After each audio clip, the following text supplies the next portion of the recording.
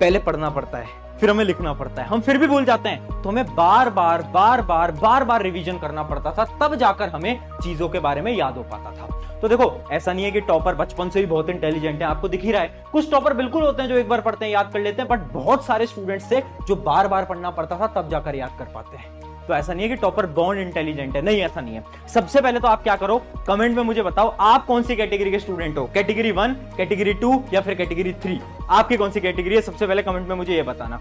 अब मैं इस चीज से आपको ये समझाना चाहता हूं कि हर एक स्टूडेंट का एक लर्निंग स्टाइल होता है दोस्त, लर्निंग स्टाइल, समझने का तरीका। आपको ऐसा लग रहा है कि यार टॉपर बनने के लिए तो मुझे सारी चीजों को जल्दी याद करना पड़ेगा, ऐसा कुछ नहीं है, ऐसा कुछ नहीं है। कुछ स्टूडेंट्स होंगे जो कि जल्दी याद कर पाते होंगे, कुछ स्टूडेंट्स होंगे जिनको लिख लिख के याद होता होगा, क्या दिक्कत है? तो आपको अपने लर्निंग स्टाइल को ढूंढना पड़ेगा, ठीक है? अगर आपको लिख लिख के याद होता है तो लिख लिख के याद करो, अगर आपको बार बार रिवाइज करके याद होता है तो बार बार रिवाइज करके करो ना भाई।